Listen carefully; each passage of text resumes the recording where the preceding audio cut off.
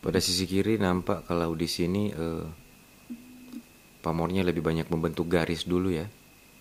Garis, garis. Jadi ini seperti gumpalan garis besar.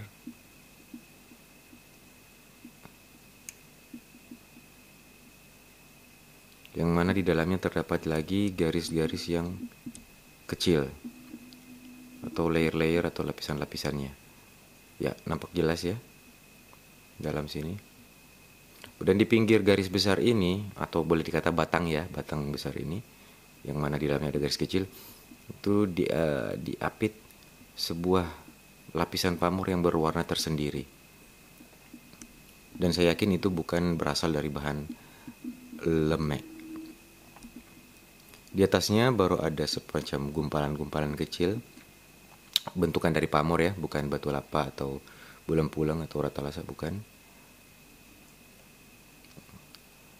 Kemudian lanjut kepada bagian tengahnya. Oke. Ya.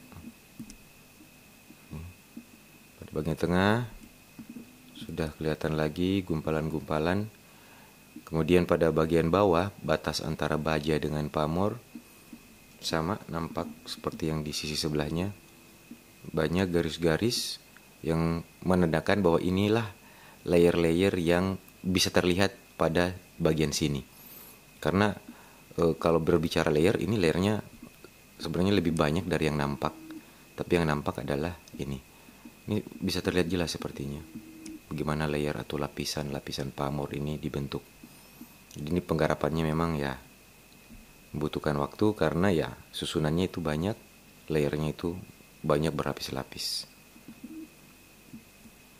Nah, pada bagian ujung kiri adalah hal yang ya boleh dikata karunia, rezeki, takdir baik ya dari bilah ini, sehingga memunculkan fenomena ya dari ukuran bisa dianggap juga batu lapa ya, karena cukup besar. Di sini mungkin agak kecil, bulang-bulang. Di sini besar batu lapa ya. Kita lihat nih.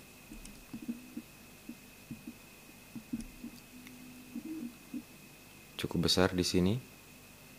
Kemudian di sini. Jadi 3. Dan di sini memanjang. Dan ada lagi di ujung, tapi tidak menggumpal, membentuk seperti garis ini dan melengkung. Oke. Jadi boleh dikata termasuk sisi ya, yang mana bagi orang yang paham mengerti tentang sisi ini biasanya menjadi badi atau pusaka, khususnya untuk yang tua, itu sangat diburu. Tapi meskipun ini buatan baru, tempat baru, hal ini tidak bisa diatur dengan sengaja. Ini adalah fenomena yang tercipta secara alami. Makanya saya sebutnya menjadi pemberian, gift, karunia, ya, berkah. Sehingga muncul seperti ini, karena ini alami. Bukan hal yang disengaja atau direkayasa. Ya, satu hal pula yang biasa kita dapati untuk pamor abstrak, bisa membentuk macam-macam gambar berdasarkan imajinasi kita ya. Ini sekilas bisa kita lihat seperti ikan hiu yang menganga, mulutnya menganga. Ya, bisa ditangkap mungkin gambarannya. Ini mulut bawahnya ya, mulut atas, kemudian ini mungkin mata ya. Ikan hiu dengan mulut menganga, mungkin seperti mengejar mangsa dan membuka mulutnya lebar-lebar. Ya, itu baru satu dari fenomena yang terjadi. Kemudian fenomena kedua, yaitu terdapatnya retakan alami. Ini dia, atau biasa disebut sipa. Kalau dua dan berhadapan disebutnya biasa sipa sikadoi. Kemudian retakan yang menghadap ke dalam atau ke pangkal, itu saya lupa apa namanya istilahnya ya. Ini menghadapnya keluar. Untuk simbol atau maknanya dari ini saya agak lupa apa yang menghadap keluar ini. Mungkin ada teman yang lebih tahu bisa menjelaskan ya, melengkapi di kolom komentar.